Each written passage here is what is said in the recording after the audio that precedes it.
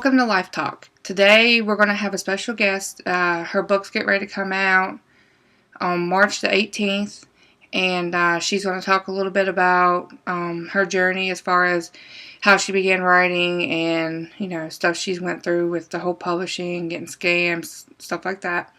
I want to hit a little bit on Michelle's last podcast where she talked about, being scammed. I myself had been scammed before too. There's a lot of people out there who want money up front.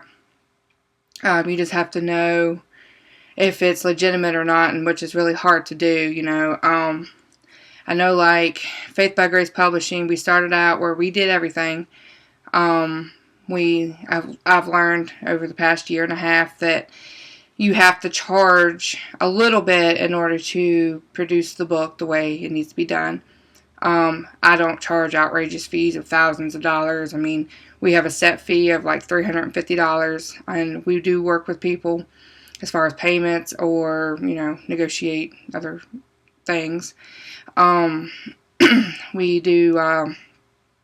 have one that lets us take it out of the royalties until it's paid off. Most people just pay it up front, or they pay it in like installments of like 2 or 3 payments. We try to make it easy for the authors and stuff, so where, I didn't have the money to pay when I first got published, so I understand how it is. And these people want to charge, $10,000, $15,000 to publish a book. That's just ridiculous. So hopefully, by hearing this girl's journey, it'll help other people. We will also have other artists doing little segments as well. We have musicians, we have authors, we have actors. Just keep looking forward to seeing the journey of other people and their struggles and success. I hope you enjoy Justine's segment, and I will be back after her video to, tell the rest of the stuff upcoming. So here it is. Hello. When Ashley asked me to do an interview for Life Talk that I thought might be helpful to writers that need an encouragement, I said I'd love to. I've been there. My oldest son, Bradley, who did the cover art for my novella, Truth Be Told, which is coming soon from Faith by Grace Publishing, will be helping me tonight. So what made you start to write? My writing story has a bit of a different twist because it's directly tied to my 1990 car accident when I was 19, in which I sustained a severe brain injury. When I had my first child, Megan, in 1992, I began to write. I was also recovering from paralysis as a result of my brain injury, and I had been in a coma for a few days after my accident. And though I was moving again okay, I didn't have any energy and I was drowsy for years. I didn't know it at the time, but writing was my therapy.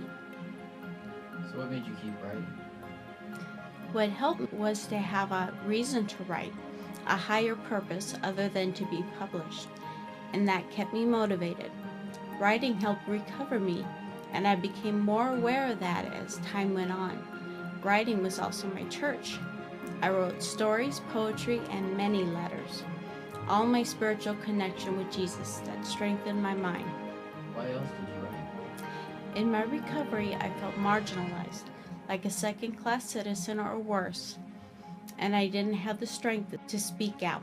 People lied about me and blamed me for things, and it didn't matter to them because I had a severe brain injury. Writing was my savior, my strength, and my testimony. No matter what happened to me, my writing would survive. My higher purpose was to write a truth that would stand. I wove that truth into everything I wrote. If I couldn't, or if the story didn't strengthen me spiritually and mentally, I knew when to abandon it and start something else. When did you know you wanted to get your writing published? The first publisher that I sent my first book to in the early 90s wanted it, but I wasn't aware that they were a subsidy publisher and they wanted too much money, so it didn't work. Then I got an agent. This was before the wide use of the internet, So when I found an advertisement for a literary agency in the back of a magazine, I didn't research them. I trusted them when they said to pay a large sum for editing and then they would represent my book. After a few years of them stringing me along for money in order to represent my book began to be something I never wanted to write about, and I began to use the internet to learn how dishonest they really were. They were on a writer's beware list. I realized that they were scamming me. After getting out of that contract and understanding that that book was practice, a learning experience, I continued to recover through the extreme darkness of persecution. Jesus, my kids, and writing were the only lights I had.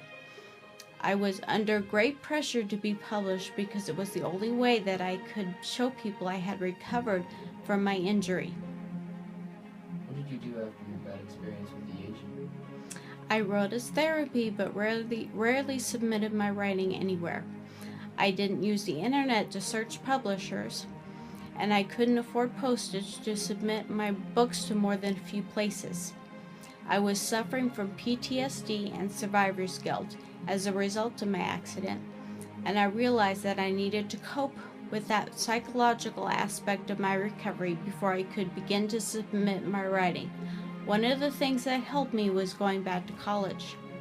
I gained strength, courage, and achievement.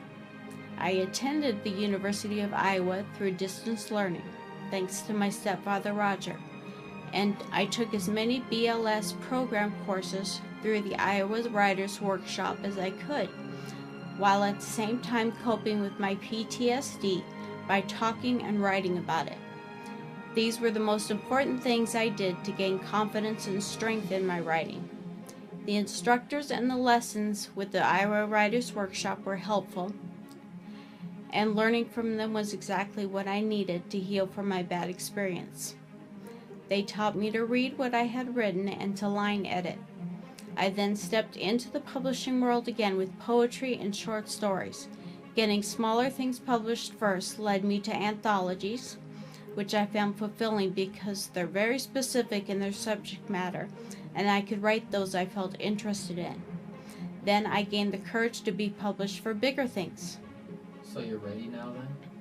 I thought I wanted to be published in years past, but in order to be fully recovered and accepting of my success, this is the perfect time to be published for something bigger, as I had faith that it would be the right time when it happened.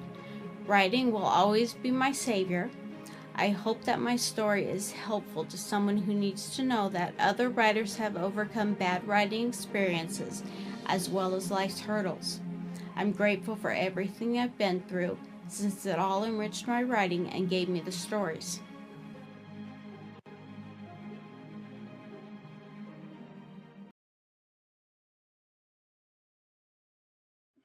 I hope you enjoyed the segment you just watched, and just remember that everybody is human, and we all go through struggles and trials as well as anyone else. Even famous people, they all go through it. A lot of them are on the news more than others, but you know, we all are human. We all put our pants on the same way. There isn't no big, oh, well, they're famous. Oh, God, I can't be that good. That's not true. You can be whatever you want to be. So just keep pushing forward and believe in yourself. And I hope that the videos in the future about these other people will help inspire you and teach you that you can achieve your goals. Thank you.